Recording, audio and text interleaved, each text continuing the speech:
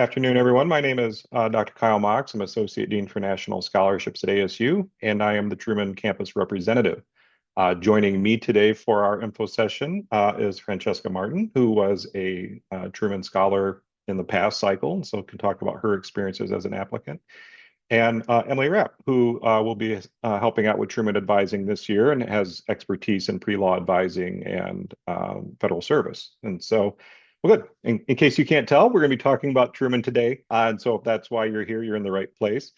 Um, for those of you that are new to ONSA, you might not be familiar with that phrase national scholarship. I know everyone's familiar with the phrase scholarship, and it always attracts a lot of positive attention, particularly from families. But just to understand that the class of awards that ONSA works with are all external to ASU. So Truman, for instance, is an independent federal agency that exists to provide this fellowship. And what that means is it's open to applicants nationwide, which means a very large applicant pool, which means a very low selection rate, which means very high prestige, right? And so if applicants are looking for money for the right now, like I need money to pay tuition, the work that we do is not necessarily the right place to go for that. These application cycles tend to be very long. They're very selective, and oftentimes the money won't come for a year or two, or even further down the line. But because they're so prestigious and because they're so valuable, they can be a life-changing event if you're selected. And even more so as we'll talk about the process itself can be life-changing. And so that's the other main reason why ASU promotes these programs so highly. They exist for a wide range of reasons. There's no one type of national scholarship. Some are providing support for people going into research careers. Other people are looking to do a graduate degree abroad or engage in critical language study or just getting professional experience. The one thing that they do all have in common is, yes, all of them do provide some monetary benefit, but more importantly, they all provide some kind of experience. So you might find many fellowships out there that will support short-term summer study abroad or longer programs like the Fulbright, which would send you abroad for a year. And yes, there is quite a bit of money available for educational costs. If you're to win Rhodes or Marshall Scholarship, for instance, it would provide full funding for graduate study in the UK. All of them, I would say, do have some aspect of leadership and professional development. And leadership in terms of, can change depending on the field that we're talking about. Leadership in the lab looks different than leadership in the courtroom, but in all aspects, they'd like to see that you're out in front of your field. Leadership is the primary characteristic that Truman application readers are looking for, and we'll unpack that quite a bit. But if you'd like to learn more about what other fellowships are available, there is a scholarship database on the ONSA website. And when you're ready to start making appointments and talking about those things, you can schedule it right through our website. In terms of what else we do, obviously we do webinars and info sessions and things like this. But once you get into an application cycle, we spend most of our time in individual advising. So we work very closely with students one-on-one from start to finish, and sometimes even beyond the finish as they prepare for the next step. We're actually just talking beforehand, and Francesca's getting ready to start thinking about law school applications, right? And so we can leverage what she's learned from the process to make her an even stronger law school application. A lot of that comes down to writing. There isn't a fellowship out there that doesn't have some sort of written component, usually a lengthy essay of some kind. And so we are all experts in various kinds of application writing, and so we're happy to help with that. And interview preparation as well. And Francesca will certainly talk about that in a minute, but we also are here to provide you guidance and coaching as you prepare for high stakes interviews. And we've done fairly well, right? In the past 10 years, 3 Rhodes Scholars, 4 Marshall Scholars. A lot of times the most common question I get from students is, well, has an ASU student ever won one of these? Absolutely. In fact, our peer group isn't really other large public universities. Our peer group for most of these awards tends to be smaller, private, highly selective universities, which delights Michael Crow to no end, knowing that we have a 94% admission rate and do just as well as Harvard in many of these competitions. But anyway, hope that doesn't go on YouTube. But Truman Scholarship is our main topic today. So, just to give you a quick overview, this is, like as I mentioned, a federal program. This is a .gov. It's an independent federal agency. It was established by the Friends of Harry Truman as his memorial. And so if you go to DC, there's no plaque, there's no obelisk, there's no mausoleum or anything like that for Harry Truman. This program is his living legacy of his presidency. So it seeks to recognize people who aspire to careers in government or public service. It's looking to identify people with outstanding leadership characteristics, strong commitment, and it provides funding, but also a lot of professional mentoring and access to internships. So, Francesca, why don't you tell us a little bit about your background, where you're coming from, what drew you to Truman in the first place, if you can recall that?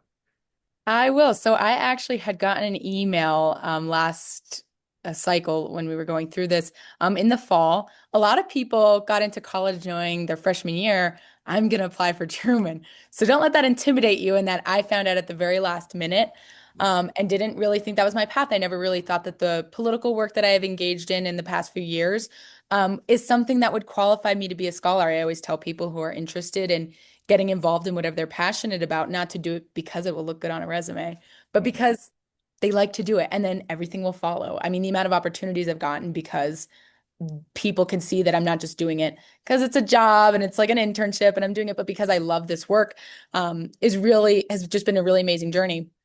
So I had gone in to see Dr. Mox and said, I have all these things on my resume that I've done. But I don't think I'm Truman material. I don't think any academic is going to say, yes, Francesca, the political work you've done means something, even though it meant something greatly to me. And so I wasn't like your typical academic applicant. But then fortunately, I was able to go through the process enough to where people at ASU truly did see the work that I had done and the commitment that I had to kind of contributing to the world. And I think that's kind of the biggest thing about Truman is you are someone who wants to maybe work in the public sector and give back to others and contribute in a larger way. And I think when people are able to see that in you and that work ethic in you, it makes a world of difference. Yeah, absolutely. And we'll unpack some specifics here as we talk about the criteria. I think Francesca's being humble about the political work that she's done, but we'll see it in terms of how that mapped onto the selection preferences.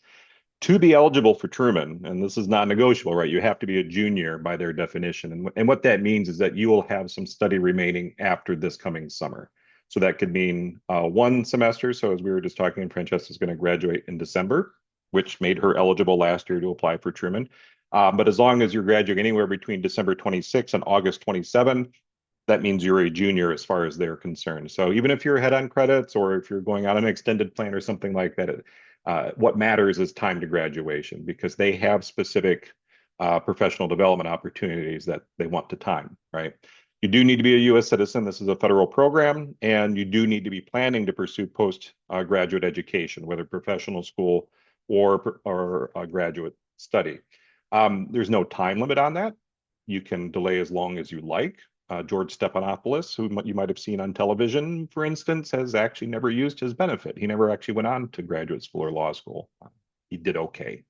But if there $30,000 is there, certainly you want to use it. But there is no expiration date on that. But you do need to be planning that and have a strong plan for graduate study. In terms of who Truman Scholars are, there's a lot of talk about politics, of course. If you want to go into government public service, you can find a lot. Our own Representative Greg Stanton is a Truman Scholar, former mayor of Phoenix, not a Truman Scholar from Arizona, unfortunately, but I want to say Iowa, if I remember correctly. Michael Tubbs actually was in the class of my very first Truman Scholar way back in 2007, but he was the youngest mayor of a major city when he was elected mayor of Stockton, California in 2008 or 9, I want to say. He was like 26 years old.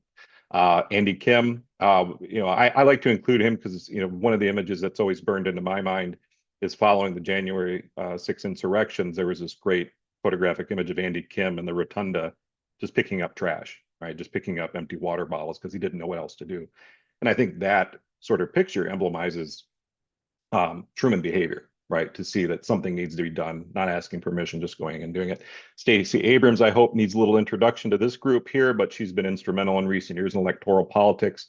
One of my favorite narratives about her is that she failed at becoming a Rhodes Scholar. And if you read her book on leadership, she has a really wonderful narrative about that failure and what it taught her. In the big book of life, I think failing to become a Rhodes Scholar is not that bad of a failure, but she also failed to become governor of Georgia. Didn't let that deter her. Susan Rice, working in more policy advisement angles. Heidi Williams, I mentioned, because she received the MacArthur Genius Grant as an economics researcher. So I don't want to give the impression that only elected officials or people that work in electoral politics are the people who they're looking for. Neil Gorsuch, for instance, on the Supreme Court was a Truman Scholar. And so there are many angles, and people can even be working in education and other sectors as we'll talk. A little more representative group is actually the ASU recent cohort. So Devin Monty is actually a deputy attorney general in California now, but he worked his way up from entry level. Alyssa is actually working in public interest law in Chicago now. Danielle, oddly enough, is a physician. And so, despite what I'm about to tell you, that medical degrees are not preferred degrees for Truman, she actually did take that route. So, had a very public health oriented application. Leah does crime research at the University of Chicago. Frank does policy work right now. His most recent position before his current one was actually in the office of Kamala Harris, where he had been doing policy, specializing in homelessness policy. Obviously, he had to look for a new job recently, and so he's back working in policy advisement. Alexa Shull is actually working for Cox as a government liaison. So she actually pivoted a little bit to get out of electoral politics, but she came to Truman having just been elected to the city council of Prescott at age 20. So it's a funny story, actually. She never intended to be elected. She was just trying to prove a point that all of her friends were feeling apathetic about politics. And she said, anyone can do this, bet. And, fast forward a little bit, and she was elected to this city council and eventually pro tem president. Armando is still on campus. He's in law school right now. His big public service achievement is as a sophomore in college. He was actually elected to the Tempe Union High School Governing District, or the school board, essentially. I actually live in that school district. In fact, I can see Desert Vista High School, where Armando was a student from my house. And I saw in the paper that he had been elected to the school board, or he was running for the school board. I voted for him, and then I encouraged him to apply for Truman the following year, and he did. So he's been around, and Newt is also still here at ASU, and she's working on a master's degree right now and plans to go to law school later. But she's been very heavily involved in city politics in Mesa, done a lot of community organizing. So I would say a lot of the Arizona Truman Scholars do tend to have more municipal, city level sort of interests, as opposed to broad national interests, but it's all over the place, right? So don't think your particular interest is not appropriate, because there's a pretty wide spectrum of things that can qualify for Truman. In terms of benefits, I mentioned the $30,000, and that can be used when you're ready for it for graduate or professional study. But you do also gain preferred admission to some top tier public policy and public administration programs, as well as potential for tuition waivers.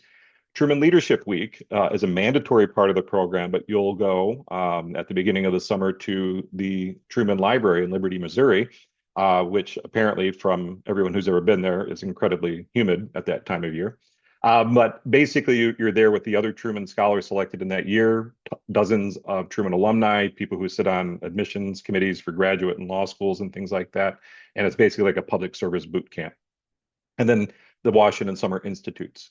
After you graduate from your undergraduate, you have the opportunity to be provided free housing in DC, which is not for nothing, and access to high-level DC area internships, whether in government or government adjacent. So I had mentioned tuition waivers. I'd like to point out that ASU is actually on this list as well. ASU will provide full tuition waiver to any Truman Scholar who chooses to attend law school or graduate study here. So that's not a bad benefit. If you look at some of those other schools, you can see, well, that's actually a good idea, because $30,000 won't get you too far at Georgetown. So it's good that they do provide some compensation. Now, in terms of criteria, and this is where I think we'll start to unpack things a little bit. Truman's a bit different, and I noted when Francesca said, "Oh, didn't think a bunch of academics were going to, see virtue in my application." This ain't that kind of scholarship, right? The folks that sit on the Truman panels are people who work in public service, people who work, as I said, at admissions committees for public administration, public policy, a lot of former Truman scholars, a lot of people who work for a living, right? And so they're kind of looking for a little different evidence than what we might think of as merit scholarship. You'll notice academic records at the bottom of that list. There is no minimum GPA for Truman. That's not to say that you can waltz in there with a straight D average, but you do need to have strong enough grades to achieve the goals that you've set for yourself in the application. So if you say you want to go to Harvard Law or John Kennedy School, you better have the grades, right? So it just varies a little bit. Francesca, I don't remember what you had put for your academic plans in your application. Do you recall? Like my academic plan, I mean, I had a 3.9 Yeah, something. but I mean, where were you Oh, planning on going for? I was planning to go to law school. So I Yeah. really like set myself to go to Arizona State University Law School. Mhm. I still really want to go to Arizona State University Law School. I think Sandra Day O'Connor has a great program. So Yeah, absolutely. So if we look at some of the top couple criteria, public service record and leadership record, these are really the 1, 2 here, and what needs to be strong. So what would you say, based on your portfolio, probably stood out to the committees in terms of leadership and public service? definitely a lot of like I took a very unique path, so something I did do and if you've taken a unique path, like you've started a nonprofit or you've started something yourself, I think that Mhm. always stands out to people. I started my own political action committee, and we do work and we fundraise and we have interns, and so I'm in a very unique position to be managing like 16 interns that are all paid and get college credit and report to me when I know I'm also at university. But it's a really, I liked to give back in that way. I thought that was like a really great program that I was able to play a huge role in. And Mhm. so if there is something that has sparked interest in you to start something from nothing, I think any committee is going to really see that Mhm. commitment and like that. I would agree, and you all don't need to feel like you need to have started a nonprofit or started your own PAC or, anything like that, or been elected to the state legislature in order to run, apply for Truman.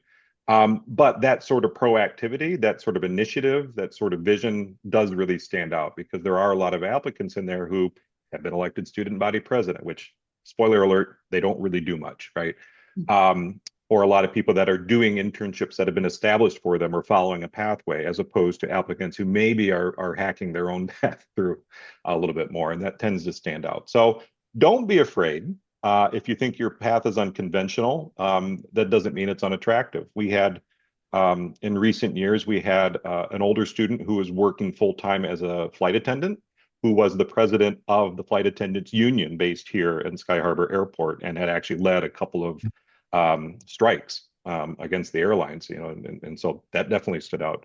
We had a student who had grown up on the Tohono O'odham Nation and went all the way to NYU and did not do well in school, came back home, took a couple years off, and was working now full time as a 911 dispatcher on the Indian community. Um, but also was back in school and wanted to work in the Bureau of Indian Affairs or something related to that. So there's a lot of different pathways, and we have a lot of different students who have different stories. But what they all have in common is that they are clearly committed to public service, and they have their own very obvious leadership characteristics. So we will help you bring that out if you feel that this is a good program for you. So the quality of your graduate study proposal again is important. That's one of the top criteria, and that's again one thing that we're here to help you with.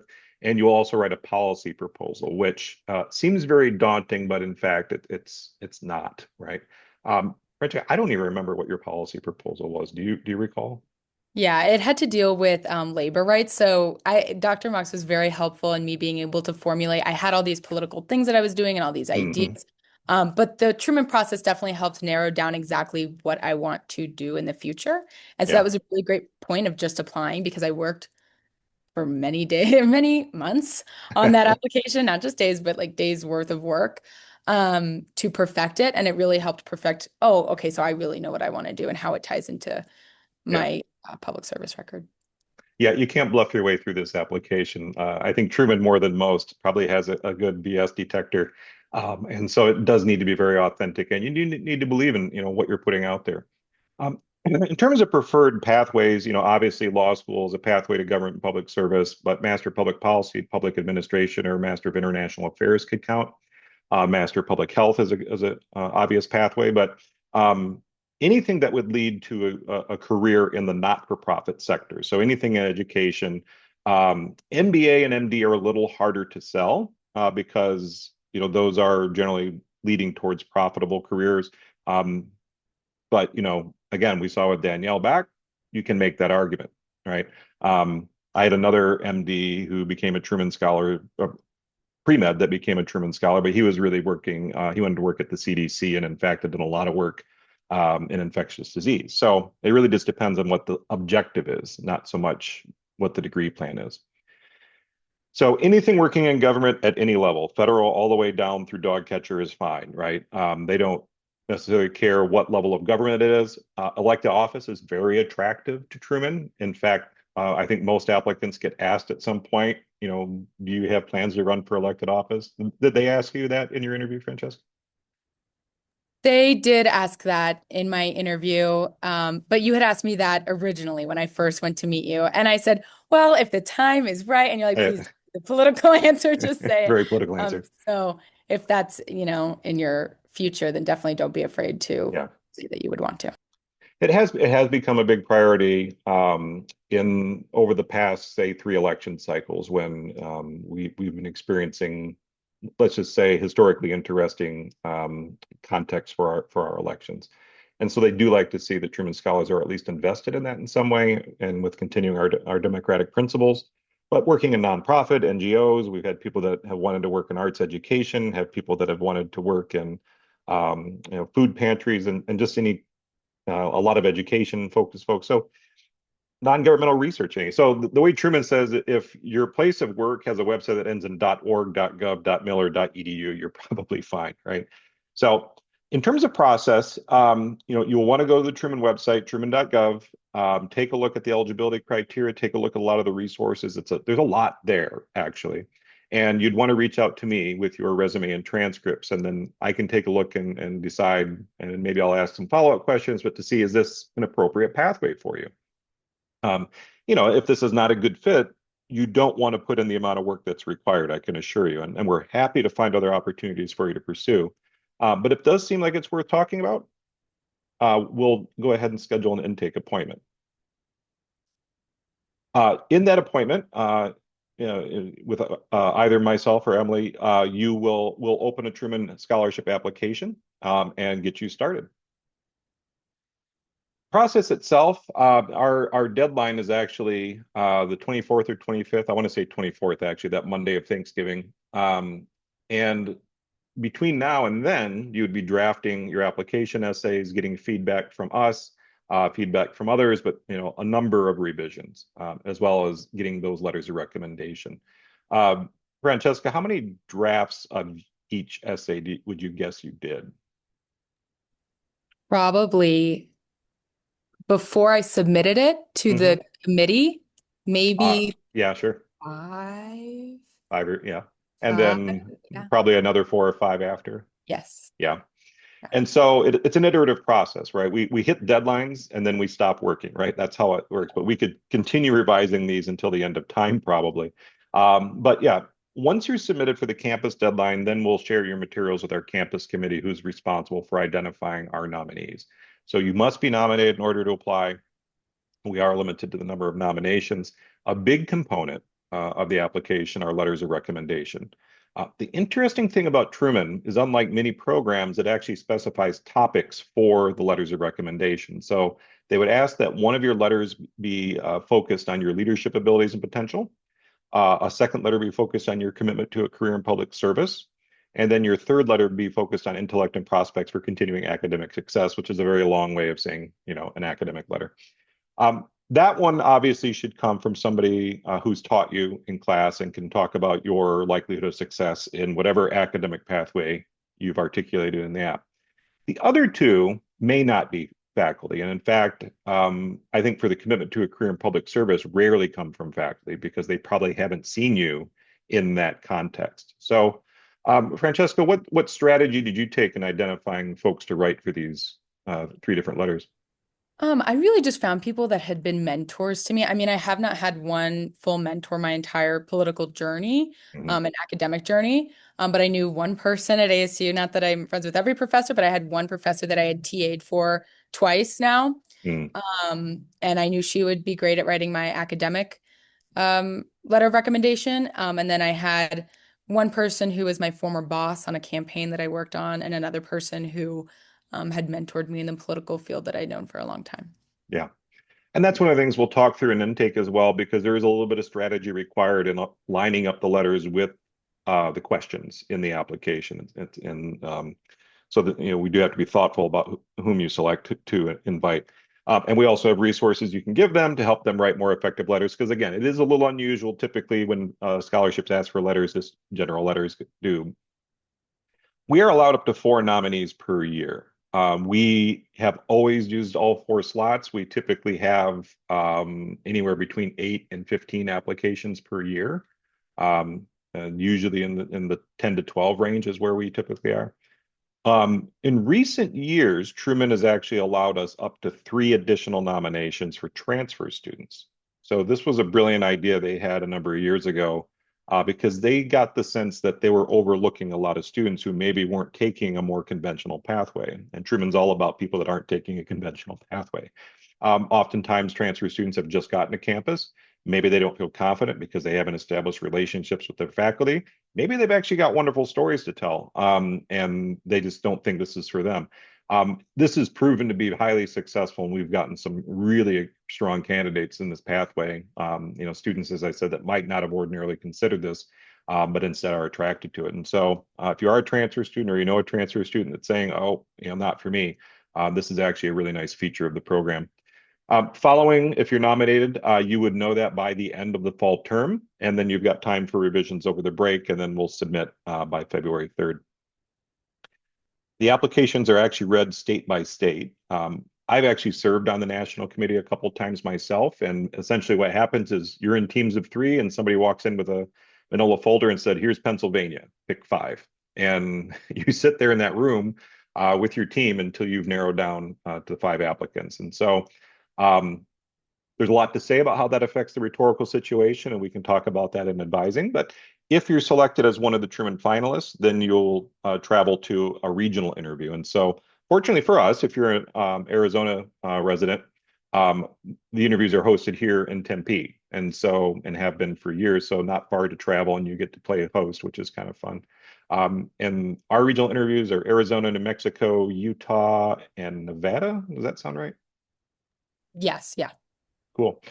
And then they will select one scholar per state, usually. Of course, they have 15 at large to play with because, Texas and California and Ohio, of course, deserve probably more than one. But know that, right, that you're not in competition directly with those other candidates. So, uh, Francesca, what do you recall about the interview experience, both going in and, what happened um, on site, if you want to call it that? Well, I'm definitely very thankful for ASU's preparation for that interview. It was months of preparing for that. And the day of it was also great because I was the only ASU Arizona finalist. So I was the only one that was at ASU, and everyone else had to travel to be there. And it was really a great day because you get to mingle and really meet so many people that you wouldn't normally meet from other states who have different interests than you. And maybe all of theirs is national and yours has to do with the city level. And then you're like, oh my God, should I even be here? But you definitely deserve to be there. And it's really a great experience. And it's very intimidating because these are people who um, are very well into their career and are asking you very specific questions. But by that point that you've solidified what you're doing, why it matters, how you're going to go forward in your academic career, by that point you will have all of those answers figured out. And at that point, you should just know how to have a normal conversation. That's all they want to know is they want to know more about you. They want to know that you really believe in what you believe in. It's not just ChatGPT. Should not use that for your application. I never did. I refused to. Um, and so, it was a difficult interview, but I was definitely well prepared for it by the school. And you have to understand that these people at one point, and probably still are, just as nervous for different things in their life. It might be to a different degree, but I promise they are just as nervous. Mhm. Yeah, Yeah, good reminder. What I hear from most Truman finalists is, down the road, every other interview you'll have will seem easy by comparison. And I also usually hear from finalists that our preparatory interviews are actually harder than the real interviews. So, that's true. um, that's my intention as well. So, because we want you to be relaxed. I mean, you're sitting there in front of the Secretary of State and a federal circuit court judge, and it can be a little intimidating, but we want you to feel comfortable going in there. So, Yeah. We were very successful at getting Truman finalists. And as you can imagine, with only one scholar selected per state, it's difficult, right? This is a challenging thing, but in any given year, we typically have two or three finalists out of the four to usually six or seven nominees that we have. We did have another finalist last year, Andrew Martin, no relation to Francesca, but Andrew is actually active duty Air Force and an online student with ASU and was very focused on emergency preparedness and hoped to one day, work in FEMA or be the director of FEMA. But that was his job in the Air Force, and he had done a number of public service activities related to disaster preparedness and things like that. And so he was a Texas native, so he actually interviewed in the Texas region. So another good example of different types of students. You must attend Truman Leadership Week. So when you begin the process, go ahead and block off that week. You are encouraged to attend the Washington Summer Institutes, but many recipients don't for one reason or another. Alexis Shaw, for instance, did not because she was on the city council and felt like she probably should uphold the office that she had been elected to. And they do have extended opportunities for internships as well. I'd like to pause there. I do have a few other fellowships that I'd like to mention that should be of interest to you, but I'd like to see if our guests here today have any questions either for myself or for Francesca. You're welcome to pop them in a chat or just unmute. I had a quick question. Yeah. So one of the things I'm wondering is, let's say that we get an internship that would apply, that would benefit our Truman application in the spring. Yeah.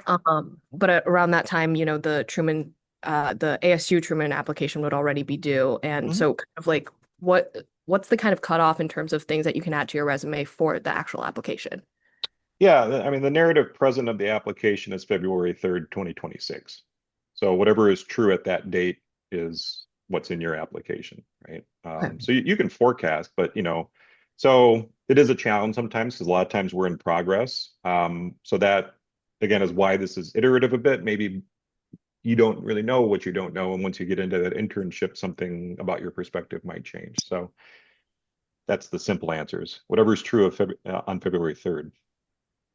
I had that happen, that exact situation, because I was applying for Truman and I had a law internship, like a legal internship lined up for January. And so then when I went back and revised it for the final time, I just added it on at that point. Perfect. Thank you so much. Yeah. Other questions? Hello, I have a quick question. So regarding the public service, and just kind of like a backstory of what you've been participating in, I'm currently involved in a Next Generation Service Corps, which is helping me get, it's kind of like a 4+1, getting my Oh no, we're quite familiar master's. with it, yeah. Yeah. So, would that count as it? Well, as part of Next Gen Service Corps, you provided opportunities for public sector internships. And so, yes, those would certainly qualify as public service opportunities. Thank you. Yeah, we work quite closely with the Next Gen Service Corps, and every year we see, several applicants from the Next Gen Service Corps. So it's not surprising, right, that this is exactly the scholarship that most people in that program ought to be seriously considering. Other questions?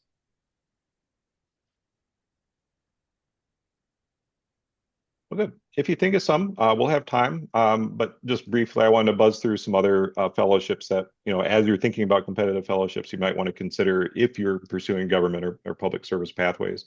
The Boren Scholarship is a Department of Defense award, and it provides funding for people that would like to add proficiency in a critical need foreign language.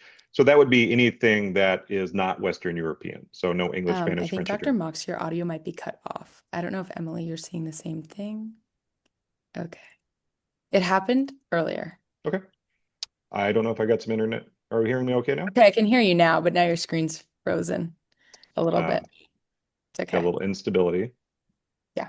All right, I'll proceed. So the Boren Scholarship is for folks that would like to add critical need languages to their skill set. And so anything non-Western European, it does have a federal service requirement, which actually for folks that are planning on working in the federal government is a bonus because you would get a veterans preference in hiring, and they would provide you actually some job matching and things like that. And so we see this a lot with people that are aspiring to careers in Department of State, because that's one of their priorities. And so, hey, if you'd like to learn Kazakh, Thai, Russian, anything like that, this is a great program. ASU does very well with Boren, actually. We're one of the better performing schools. Critical Languages Scholarship is a similar version of that, but it's a summer-based program and it's sponsored by Department of State. Whereas Boren, you'd be identifying your own program and just applying for funding for it. CLS is its own program and you would be going in a group-based thing in the summer. Both of those programs are opening up very soon. And so if that's something you're interested in, I encourage you to attend one of our upcoming critical languages info sessions. If you're more of a policy wonk, I would take a look at the James C. Gaither Junior Fellowship. We see a lot of our Truman applicants go on to apply for this as well, but it's a paid internship at the Carnegie Endowment for World Peace, which is one of the preeminent think tanks in the world. Basically, you are a junior fellow assisting one of the senior fellows with their research and writing. So if you're more into the white paper policy research realm, really attractive opportunity. And so that's certainly a great career booster. PPI Junior Summer Institutes. So that's Public Policy and International Affairs Junior Summer Institutes.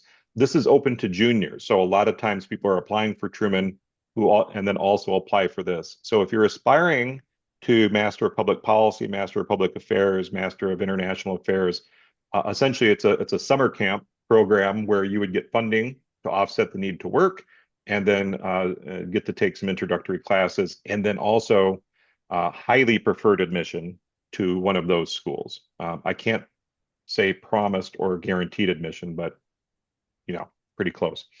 So number of Truman finalists and Truman scholars have done that as well. If your interest is in the environment or working in sustainability, you should consider the Udall Scholarship, which is another federal fellowship, but this is specifically for people who work in environmental pathways or for Native Americans and Native Alaskans who want to work in tribal issues. And so that's open to sophomores or juniors. So we can see, and Truman plays very well with other fellowships. In fact, they make a lot of celebrity mashup names for people who win multiple awards. So like there are Trudalls, there are, I suppose there could be True Waters would be Goldwater if you're a science person. But yeah, it's a really great program if you're working in environmental careers. Another great one for people going into public sector careers, the CBYX Youth Exchange. So this is a program done in partnership between Congress and the German Bundestag. And essentially it's a year-long experience in Germany where you take German language classes, you take some classes at university, and then you get an internship related to your career interests. So, Jordan was a Truman finalist and rolled that over into a CBYX, spent a year in Germany. So you don't need to have German before you go. It's preferred, but not necessary. The Killam Fellowship. This is a program of Fulbright Canada. And essentially, you spend a year or a semester, as an exchange student at a Canadian university. So we welcome Canadians here at ASU. They accept, applicants from ASU at Canadian universities. And so it's a pretty cool experience. A lot of the people who go to Canada are interested in comparative politics. So we see a lot of people, going to universities in Ottawa or interested in international affairs or things like that. Because, Canada's our neighbor, but they do things slightly differently. And because it's a Fulbright associated program, you get to do some orientation programming in both Ottawa and DC. So it's a really cool opportunity. And I had mentioned Fulbright a couple of times. Fulbright is a very big program, right? And it's not field specific at all, but essentially it funds academic year-long opportunities to over 140 different countries. And so people with strong leadership potential and public service commitments often make very good applicants for Fulbright because they are looking for those type of people because you are going to be an ambassador for the United States. And so this is our largest program. And so we begin that every spring around the end of March. And we just actually had our campus deadline yesterday to give you a sense of scale for that. People who have strong leadership characteristics make excellent ETA applicants as well. And you wouldn't think, well, why does that qualify me to teach English? Well, that award is really more about ambassadorial outreach. And so these are people that are helper people that are used to putting themselves out there and aren't afraid to take the first step a lot of times. Looking at some postgraduate scholarships, the Schwarzman Scholarship provides full funding for a master's degree at Tsinghua University in Beijing. I mentioned this one here because the top criterion for Schwarzman is leadership. And so Aaron Schulte, for instance, who was a Truman finalist, ended up being a Marshall Scholar and ended up working as a congressional policy aide. Actually was offered a Schwarzman scholarship as well. Jordan Harb, who we mentioned at CBOIX, who was a Truman finalist, is on Schwarzman right now and received a Schwarzman this last cycle. So it's a really good fit. And a lot of people are like, I never even thought about China. That actually makes you a great candidate because they don't expect any previous study or knowledge of China or Chinese language, but a willingness to consider how China affects a wide range of issues. I also mentioned Knight Hennessy Scholarship because, again, their primary criterion there is leadership, and the entire programming is leadership development, but it's full funding for any graduate or professional program at Stanford University. And then finally, Marshall and Rhodes, which we mention all the time. Our most recent Rhodes Scholar was a Truman finalist, right? So we talked about Stacey Abrams not making it to Rhodes. Well, Nathaniel didn't make it to Truman, but he also did get the Udall Scholar, so missed out on the Trudall thing, but he was a Rudall, I guess, a Rhodes and a Udall Scholar. But both programs provide 2 years of full funding for any graduate program, Marshall, any graduate program in the UK, and Rhodes at Oxford. So again, just to reiterate, your first step is to reach out to me, share your transcripts and resume, and then we'll go from there. If it seems like a good pathway, we'll schedule an intake appointment, and just as Francesca did, start pounding out drafts. And the only way to eat an elephant is one bite at a time, right? And so we take it day by day. Good. Let me pause there again and see if there are any additional questions, either for Francesca or myself. A question. For scheduling an appointment, would that be after we email you? Correct. Okay, perfect.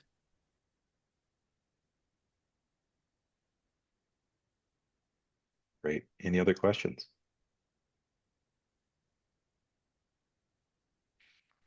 Well, Francesca, what do you wish somebody had told you at the front end, or what would be your golden nugget of takeaway advice for somebody just about to start? It would be to have the confidence to apply, even if you lose, because I was only a finalist. I never became a scholar, but I got so much out of applying, and I worked so hard on that application and with ASU that it completely opened up my experience. So whether or not you have the confidence to say, I'm going to get this or not, you'll meet so many people who still reach out to you to this day, and it's a really good experience. So never doubt yourself, even though I did that, obviously, as I've explained very heavily. So. Very Yeah. common.